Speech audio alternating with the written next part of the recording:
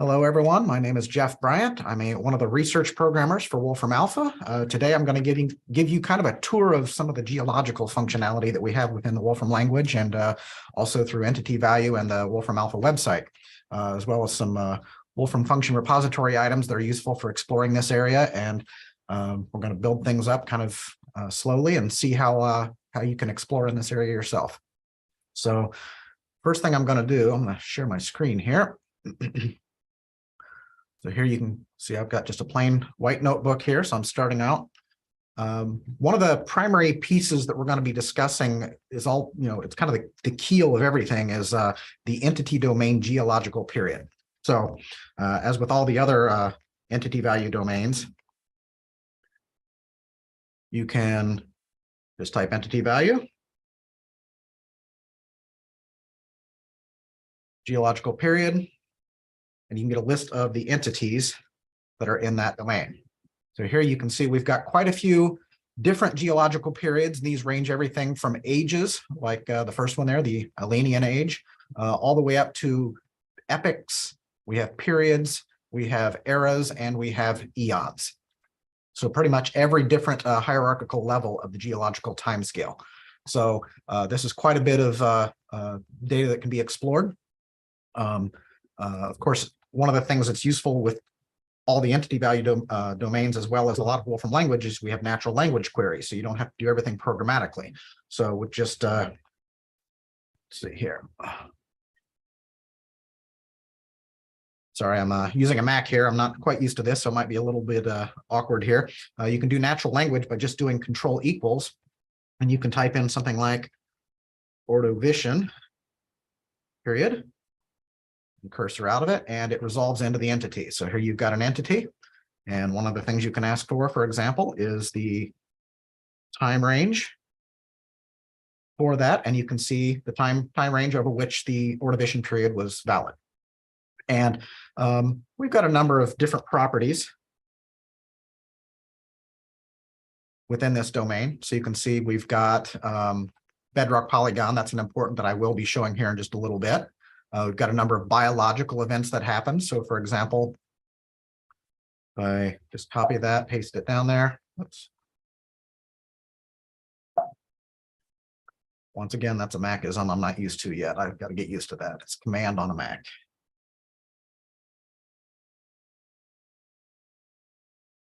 There we go. And I can ask for things like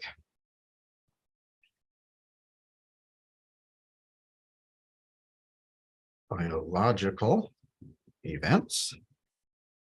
And you can see a number of things that happened during the Ordovician period. So you had the extinction event, the Cambrian Ordovician extinction event at the start.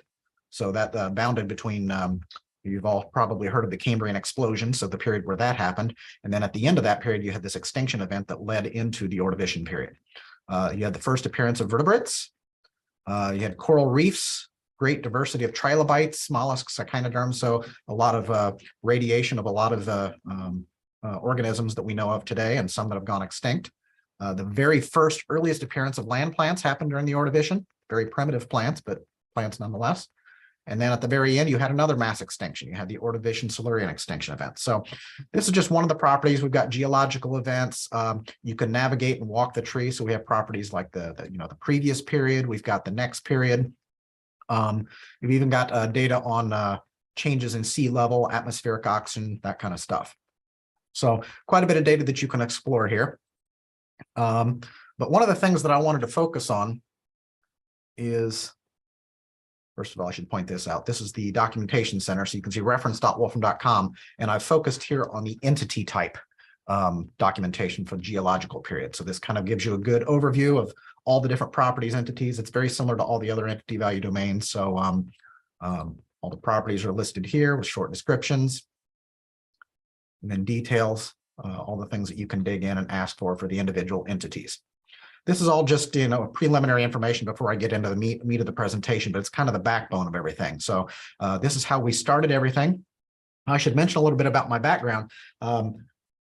When I was in college, of course, the movie Jurassic Park came out. And so everybody got very excited about dinosaurs. If you weren't already, a lot of us are, have fun with dinosaurs as kids, but I was at a lucky time in my life. Jurassic Park came out when I was in college, and that actually started off an experimental class at my college, Ball State University in Indiana, and they actually had an experimental dinosaur class, basically in the spirit of the movie coming out, and that's how popular it was. And I actually got really interested in just fossils in general. Now, Indiana, where I was from, did not have dinosaur fossils. It's rare that you can find any place that has public access to dinosaur fossils anyway. But in Southeast Indiana, they did actually have quite a bit of fossil-bearing limestones in the southeast part of the state, and the South in general. And so first, as part of the geology classes that I was taking, and also just as a hobby, I would actually drive down to Southeast Indiana, not far from Cincinnati, about 30 miles away, and we would actually go through road cuts. Just pull off on the shoulders, really wide shoulders, public. You're allowed to pick anything you find on the surface. And I got extremely interested in fossil hunting. I actually have my own fossil collection. So I started learning a lot about the local rock layers that were in there, their age, things like that. And it's been kind of an interesting hobby ever since. Every now and then, if I get a chance, I drive back to Indiana to those same fossil beds and I find them.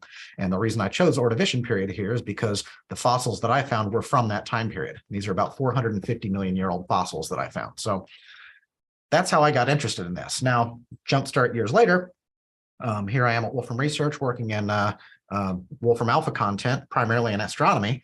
But as geographics came about, we wanted to be able to overlay data on top of geographics. And since I had a background in geology, or at least an interest in it, it became natural for me to explore that area and see if I could provide something that we could use there. So one of the first things that we did was we actually came up with a property that you can see here called continental plates.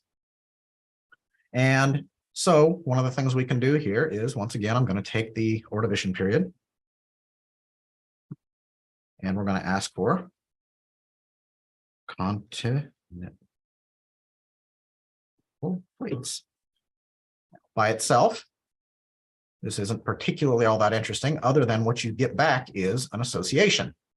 And the association here is, it's almost like a time series. We've got snapshots throughout the Ordovician period, and we have polygon sets, or sets of polygons, for each snapshot. So here you can see 445 million years ago, we've got a set of polygons. You scroll down further, you can see we have another snapshot at 460 million years ago, and so on. So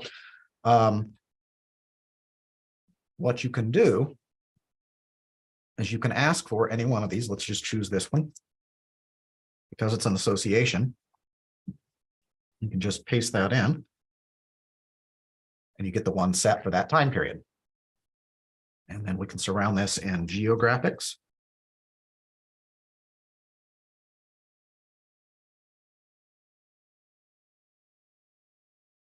Oops.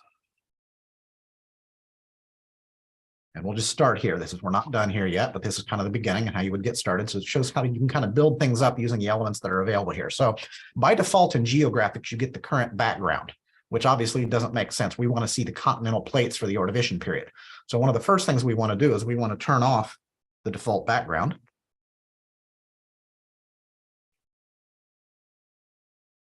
Or at least change it to something else. So we're going to say light blue.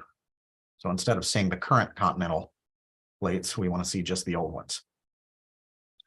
And of course, you can start littering this with all kinds of styles.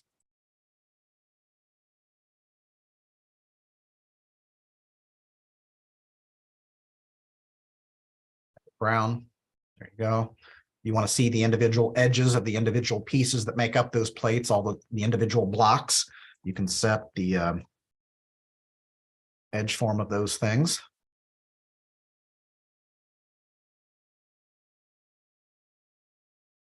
So there you can see the individual things. So just so you know, just so you can orient yourself here, what we've got here is kind of two primary areas. You've got basically this big giant area down here in the southern hemisphere called Gondwana. And then up here, you've got, this is what's called Laurentia. This is essentially ancient North America. You can see at the time Greenland was still attached. It's right here. And then there's actually, you've got, let's see, I think, I'm trying to remember some of these blocks. I don't recognize them from their shapes right now. You've got things like Baltica, which is essentially modern day the Baltic states. and Siberica, things like that up here. South America, Africa, that's all down here. It's all down. So the world was quite different. You can see North America was essentially at the equator or slightly below, and it's rotated. So the modern day East Coast is actually right here. So here's kind of proto-Mexico and that kind of area is back in here. So this is essentially what the Earth looked like back during then, during the Ordovician period. So I'm just going to add a little bit more here, and then we'll move on a little bit here. You can change projection to something that's a little bit more common for global data sets like this. One that I like to use is Mulvita. And here you can see kind of the whole world using a Mulvita projection during the Ordovician period.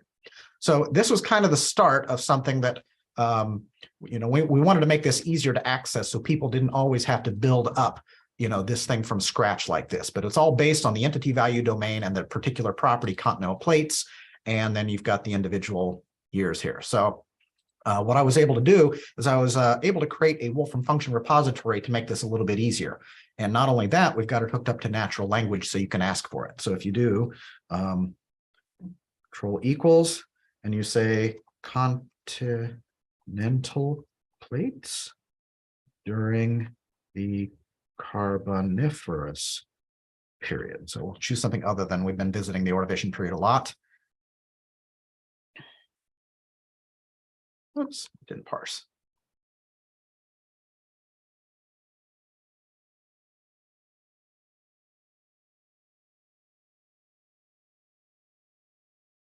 Like we might having some server-side issues here. There we go. Well, that parses to the property anyway. So so that's a natural language way that you can actually get to the plates properties just by asking directly for the continental plates, and you can see it resolved here to that. We'll do a different query here. And here you can see. Somebody's asking, I'm just noticing Sander is asking, can we use timeline plot on this? I'll have to experiment with that. I don't know if timeline plot supports date this. I can try that here in a second, actually. We'll give that a shot. I don't know that it'll handle the entity directly, but we can play with that. I have to admit, I don't use timeline plot a lot. I think its usual focus is for more modern dates and things like that. But you can probably set up a structure you could feed to timeline plot and it should work. So here we can say map of the Carboniferous period.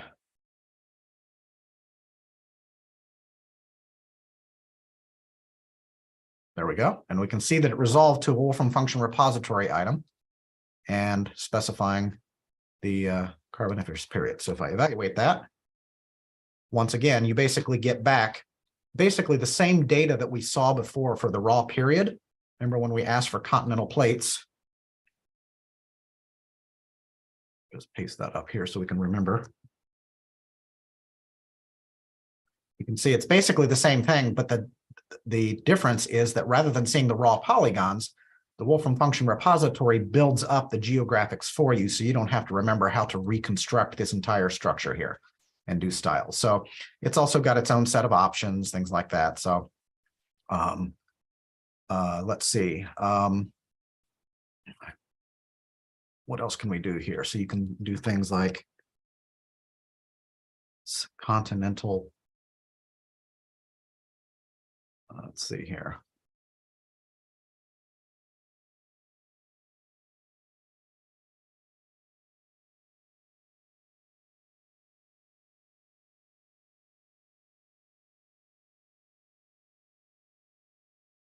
Oops, I missed the option here. So one thing we can do, you go to the Wolfram function repository. Let's just go there.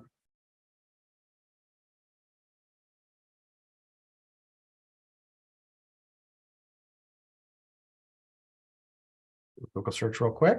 You can type in. Well, we've actually got a few. Let me do a more general search here.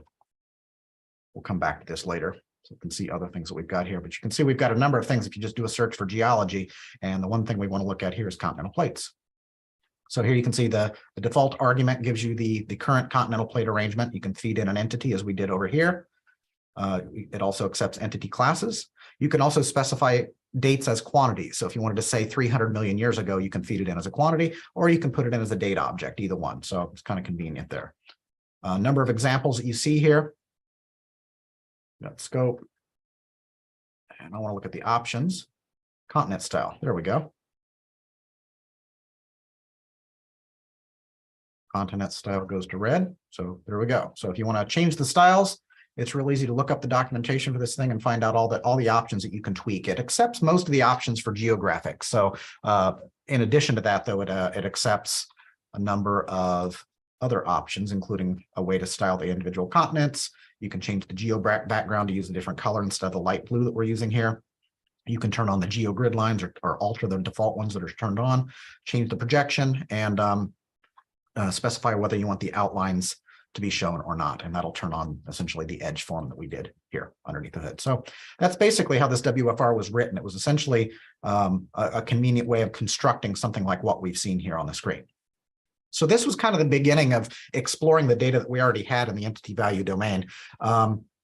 Let's see here. I gotta see another question that just popped up here. I would like to see the continental plates animated through time. That can be done. And in fact, there's going to be some documentation examples coming up, I believe in 13.2, where we actually show how to do that. The problem is that because the data is hierarchical, so you have things like periods, epochs, ages, the same data can be shared underneath different entities. Eons span a huge amount of time. And if you ask for the continental plates for a given eon, you're going to get all of them. So it's hard to just animate the data without kind of pre-selecting the unique time-stamped values that you want to show. And it can be done. It does require a little bit of work, but I don't know if I can dig that up during the thing, but it's definitely possible. And like I said, where I think we've got a time series example, we're planning on making it so that you can actually construct time series with these things. So it's interesting. Somebody else is also asking, can we see where to find the Morrison Formation? It's interesting that you asked that because this just came up yesterday. For anybody that doesn't know, the Morrison Formation is one of the famous geological rock layers that's found, I believe it's in Montana. I think that's where it's at. I think that it could be in the Dakotas, but I think it's in Montana. But it's one of the famous places where they find dinosaur fossils. And one of the things we're planning to work on in the very near future is we're overhauling species data. And species data is going to get a lot bigger. It's going to be a lot more organized. And one of the things that we're planning to hook up, and this literally just started yesterday, is we are planning to have a new entity type that covers geological formations. I would hope, I haven't looked at all the data yet because it just came up yesterday, that Morrison Formation would be one of them. And the idea is we could at least give you a rectangular boundary showing where outcrops of the Morrison Formation are found. But that data is very new, and we have to kind of dig through it and get it cleaned up before that's possible to be hooked up. Somebody's also asking if you can track the location of a point tied to the surface of a continental plate over time. Unfortunately, we cannot. The data source that we have gave us basically just snapshots of the world in time, and the individual plates, some of them come and go. I mean, you can have new plates that form and others get subducted and disappear. And so over time, the same plates may exist or not exist. And we don't have any kind of an interpolating function or anything like that that says, okay, for a given point in time, where is this modern and latitude and longitude thing located? So for example, here in Champaign, we're at about 40.11 with minus 88.1 longitude. You would want to know where was that at during the Ordovician period or the Carboniferous period or the Cambrian period, whatever. It would be very neat to be able to do that, and we would love to construct something like that. But unfortunately, that would require a continuous way to generate these polygons. The data that we are using, I should mention, comes from a guy named Christopher Scotese, who's one of the kind of famous guy that does a lot of the illustrations you see out there on the internet for ancient world reconstructions for continents. And he has code that he maintains himself and kind of makes it a business to generate snapshots for anybody that wants them, but that's his code and kind of would destroy his business model. So I don't think he's willing to part with that, unfortunately. We would love to be able to do that kind of a thing, but unfortunately we don't have it. So anyway, so let's go back to exploring some more stuff here. So we were talking about the Continental Plate Maps Wolfram Function repository item here. So that's kind of a good overview of what that can do. One of the other things that we wanted to do was construct a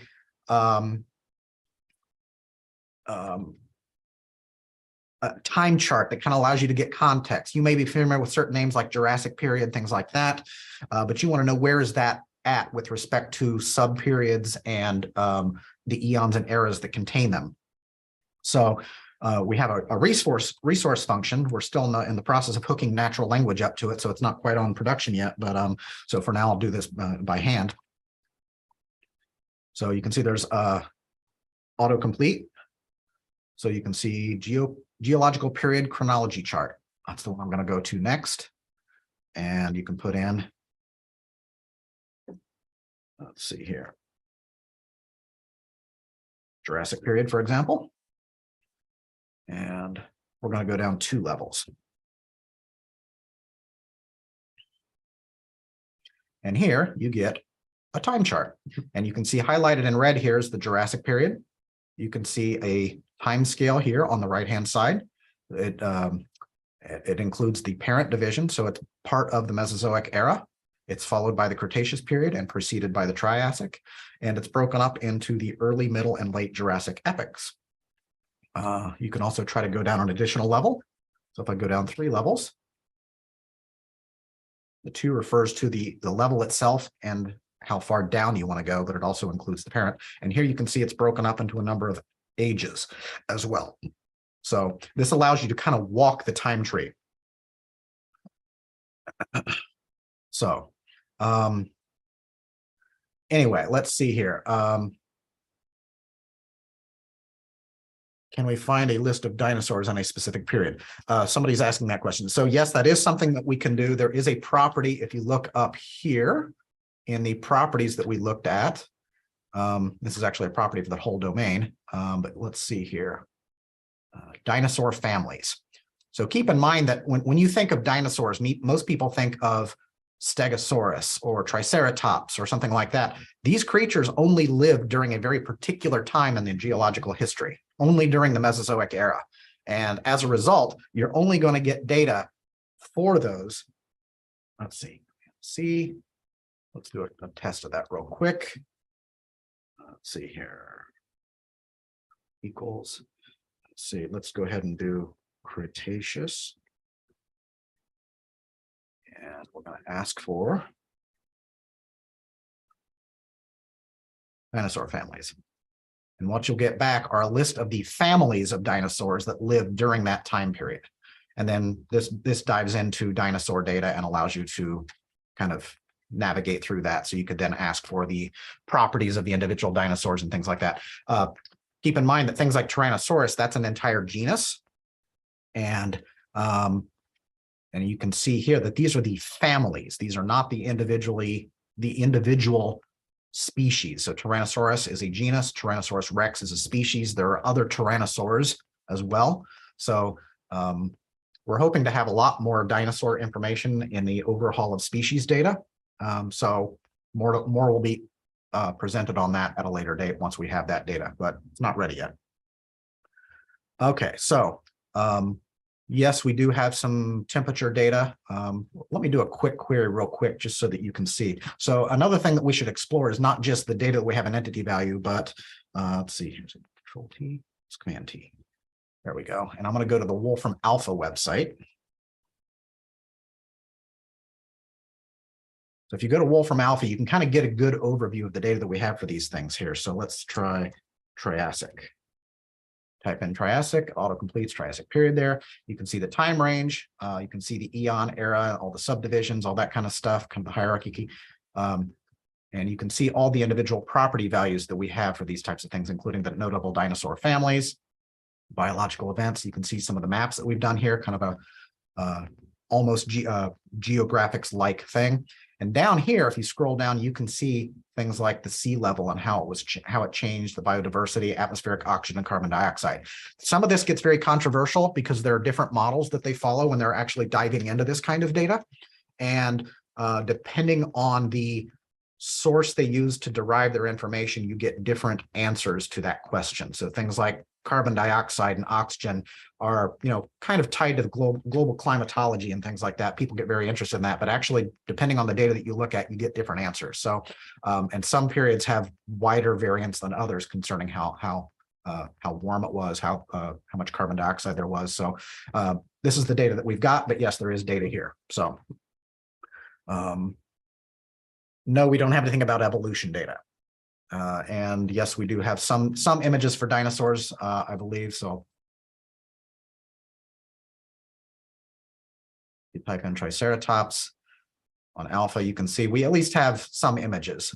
These are basically Wikipedia style images, so you get little thumbnails, things like that. So anyway, so that's what we've got on dinosaurs. But we want to focus more on the geology rather than dinosaurs themselves. Like I said, dinosaurs only cover a very small percentage of the entire geological period. It's just the one that most people get introduced to that kind of gets them interested in fossils, but fossils span a much larger time frame. Anyway, so we've got the geological chronology chart. This allows you to kind of get a good overview of time, the individual time elements and how they relate to each other. So you can see the Mesozoic here. So we've got that. I should mention that if you're interested, a lot of times when I create some of these WFRs, I actually post a lot on the community website. So if you ever go to the Wolfram community website and search for geology, you can turn some of these things up. So this is another place you can go for more examples, things like this that are related to geology, and just search for it, and you'll find some of these things. And you can see, essentially, this is an entire community post on how we construct, or how I constructed the chronology chart that you see here. It starts off with just navigating these things using trees. And if you go all the way down to the bottom, you can see how we kind of collapse it so you lose the edges.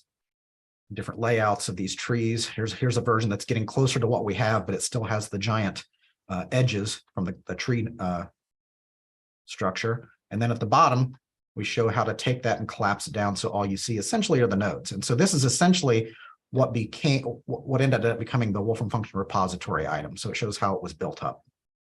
So if you're interested in that, be sure to check out the community.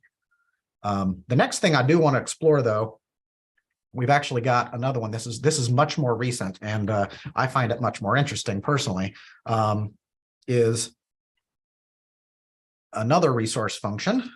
This one does have natural language. You can say relief map of Permian bedrock. Here you can see we get a geographics expression that actually represents this data. And so here you can see the data that we've got is basically North America and parts of Central America, and that includes the ocean beds surrounding it. We would love to have global data at high resolution for the entire world. I have not yet found such a data set. A lot of these surveys that finds the rocks and where they're located are done at a per kind of state level.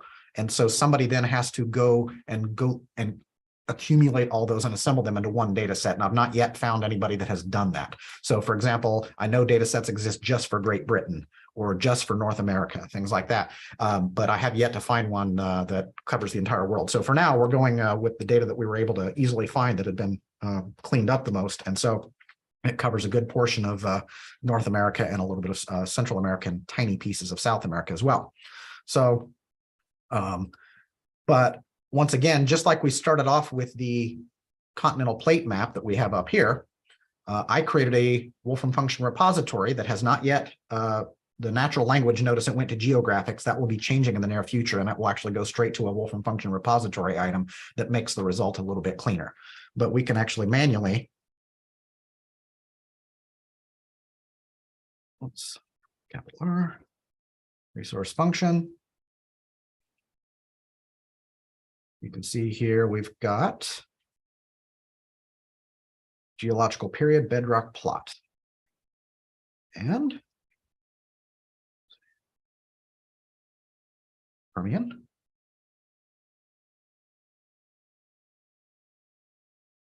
This is much shorter syntax than what we saw up above, but it's basically the same thing. It's underneath the hood. That's what this Wolfram function repository item is doing. It's just built up from geographics.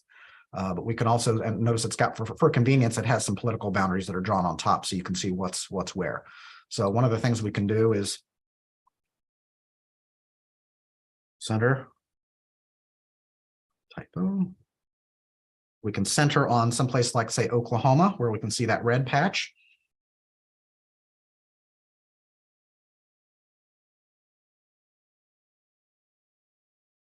And let's zoom in by specifying a different geo range. Let's say, I don't know, 500 miles. So here we've zoomed into that area that we saw in the bigger map, and we can kind of see where the Permian rock is found. So for those of you that may not know, when you're talking about bedrock, you're basically saying in a given area, strip away all the topsoil until you find that first top level of bedrock. How old is that rock in those various locations? And so you can see here that if you're looking for where is the Permian rock found, you can see it's you can find it throughout the Rockies and some very spotty spots here throughout the mountains, and then down into New Mexico, and a big swath though up from Texas through here. And so if you were really interested in finding fossils of, say, Permian age life forms or something like that, or you just wanted to do the geology itself, you could actually go to these areas and look for rock outcrops, and that's where you would find Permian age rocks. And this is just one simple example here, but I actually have a fairly recent community post that you can see here, Bedrock Geology of North and Central America. And you can see here the kind of the hero image for this entire plot kind of includes all of the data. It's all color coded. There's no legend in this particular image, but there is a legend further down. If you want to turn that on, it's one of the features of this WFR that a legend can be generated, so you can see which color represents what. The colors correspond to the standard colors defined by the Commission for the Geological Map of the World. And so they are standardized for use on maps. But you can see here, we kind of do an exploration. Here's an example where I have plotted kind of, I'm just going to click on this so I can copy it. That's something that's nice about Community. You can go to these inputs and just click on them, and it'll copy the input automatically. MNV, and here we're going to plot all of these, including plot legends goes to true. So we can actually get a legend here. It takes a second to download all the polygon data, and you get most of the Midwest here. You can see that we've centered on Cincinnati. So right down in here, this is where Cincinnati, Ohio is.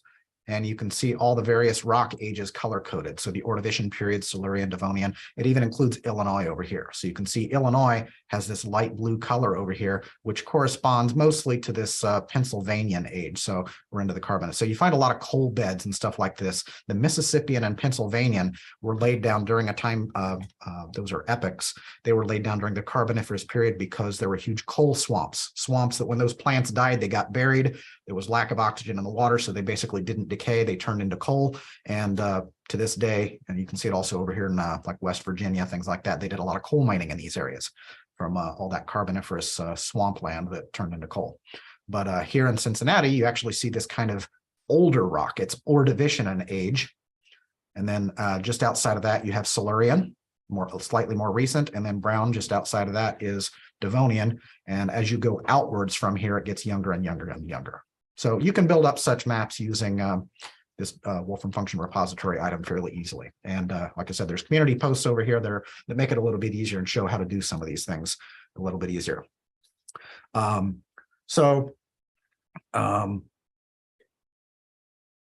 Somebody's asking, how reliable is the data, such as what happens if someone entered one of the dates wrong when typing it in? Do you mean the people that provided the data, or do you mean users that use this functionality? I'm not sure what you mean by if somebody entered the date wrong.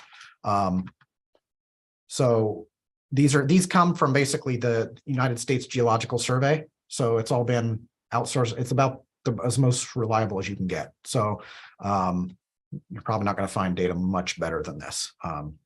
But like I said, there could be global data that comes online some point. It would have to be evaluated at the time we get it, but at least this data should be pretty reliable. people say, you know, somebody's also asking, is this where you would drill for oil and do fracking? I assume that's what you're referring to, is this kind of stuff in here. It depends. I actually am not a professional geologist, and I definitely don't know oil drilling. So I do know that there are certain geological structures, salt domes, things like that, that they can look for that can often hint at the presence of possible oil, in which case they will do that. But I don't want to say too much more on that because I don't actually know all the details of how they find good drilling sites. And I don't think, I mean, carboniferous stuff is mainly for coal. I don't doubt maybe some oil comes from there as well. I'm not sure that a lot of the oil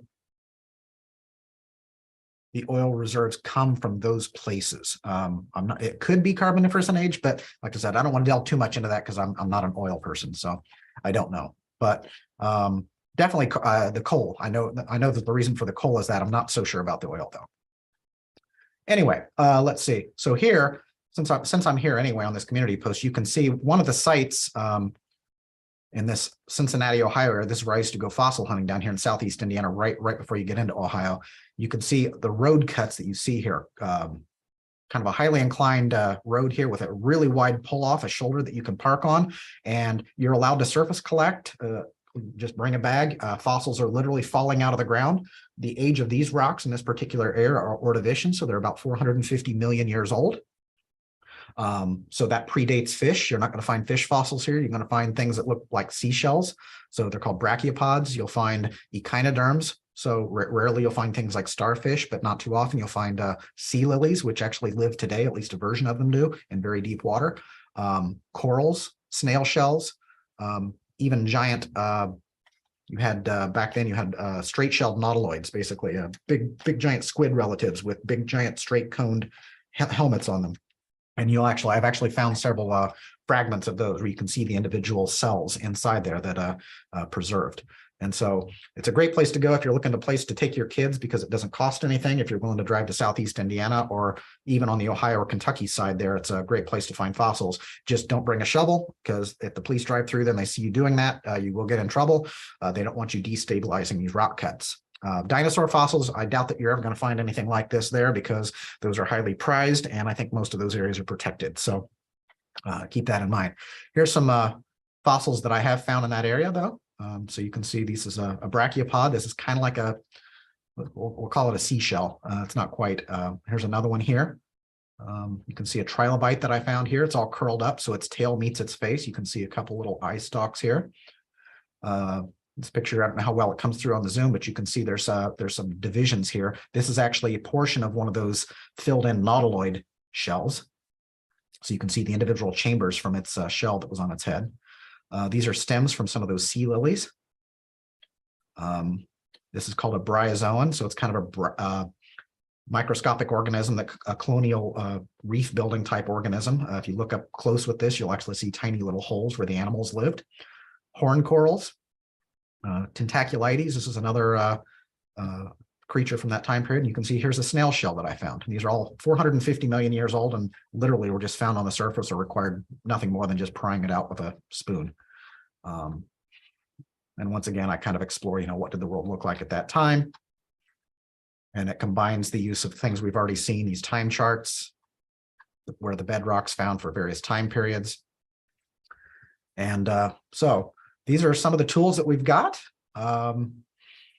We're hoping to have more. Like I said, one of the things we just started looking at literally yesterday was possibility of adding a new entity type that covers the individual rock formations.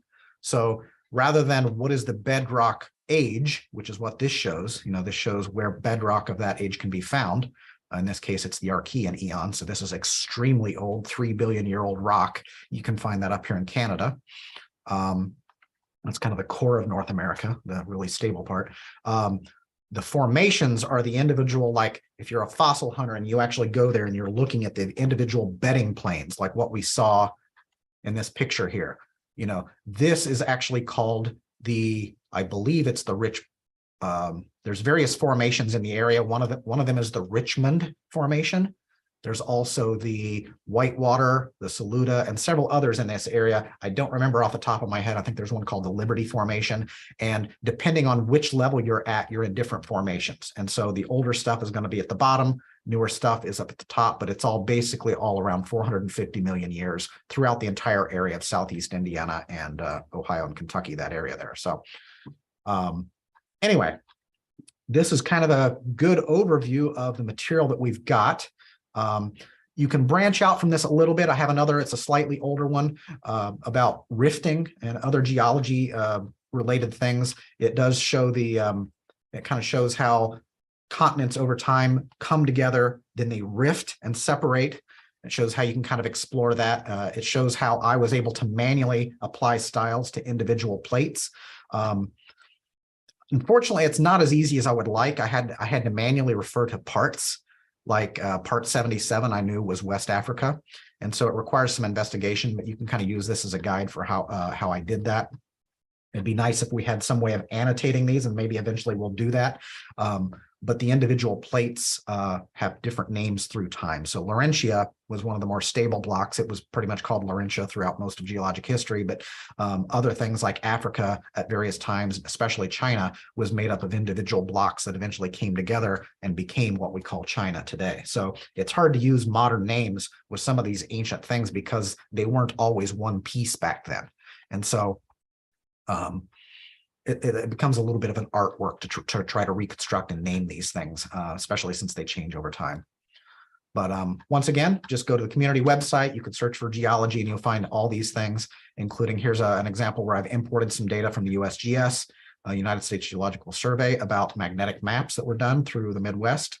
And you can see one of the things that it finds here is this giant ribbon that kind of goes all the way from Lake Superior down through Minnesota, all the way down through Iowa and into Nebraska. And another one down here. And I talk a little bit about rifting that tried to happen 1.1 billion years ago that almost ripped North America apart, but failed. And you can see other failed rifts throughout here. So these are all related to geology and show different ways that you can explore geological type data within the Wolfram language. Some of them require you import third-party data. They're not necessarily provided with the product, but I provide links for where you can get that data and explore it yourself. So I encourage everybody to kind of take a look at these examples, show how it was done, and play around with it yourself. I've even added some examples here using earthquake data showing where modern rifting has happened, and you can actually trace out some of the rifts just following earthquakes. So you can see here in Eastern Africa, where you can see the Rift Valley, you can see this kind of line of earthquakes, and these are all along the Rift Valley, where this part of Africa is rifting off, will eventually be filled up with ocean water, and Africa will split apart. You can kind of see it in a relief map where it's kind of splitting into this valley here as you come in from the Red Sea.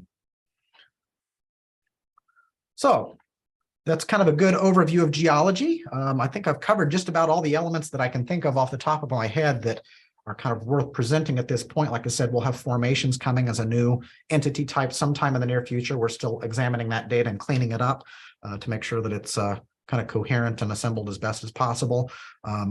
We're also interested in any other data sets. If anybody knows of some useful data sets that could help fill out this area a little bit more, especially, like I said, I would love to have a global data set for some of this, like the data that we show here in North America. I would love to have global polygon type data for where do you find rocks of a given age, say in India or in Russia or in Germany. I would love to have that kind of data. I just haven't yet found a global data set that's reliable for doing that. That doesn't require manually piecing it together. So any feedback you guys can give us on that, that's great.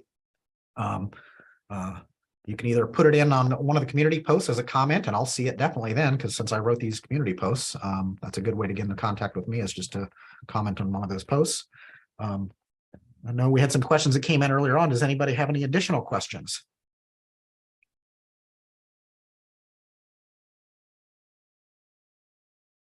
Actually, I do want to try something real quick. Somebody asked earlier. Let's see here.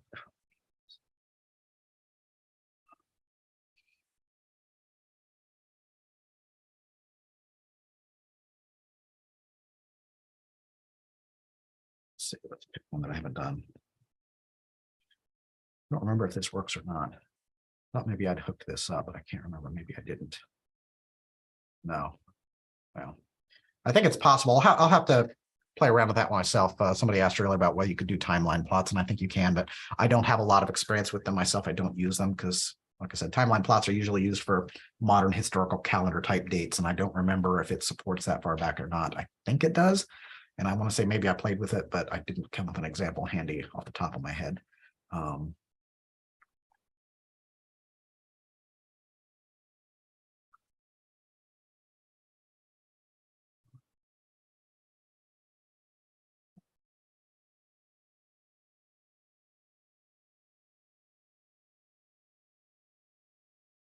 Get one more thing here.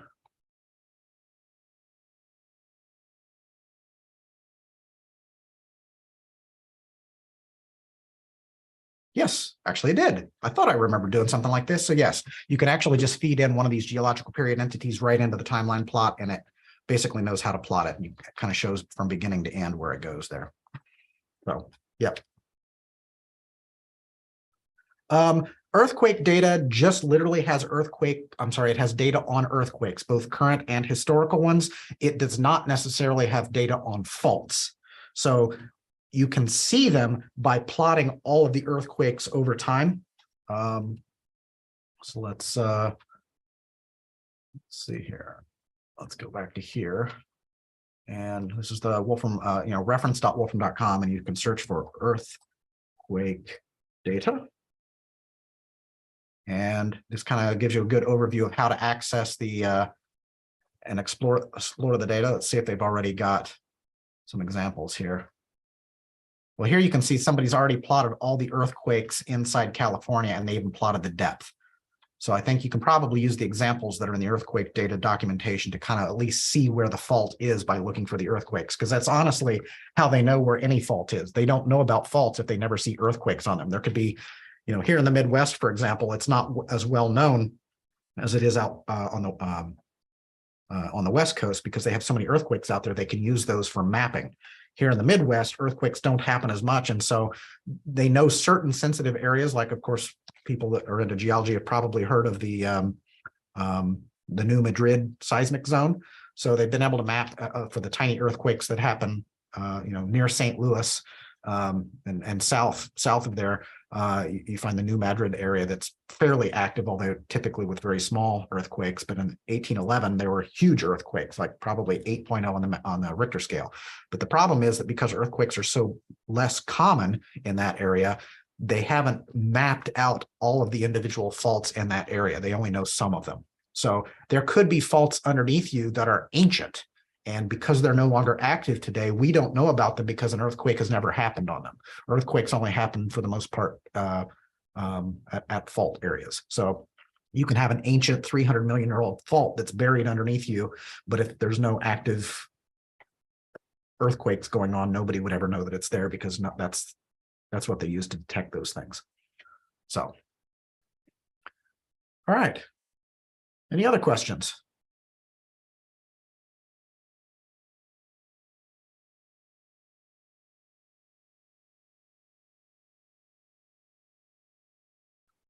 All right. Well, I want to thank everybody for attending and sitting through this. Hopefully it was fun and educational.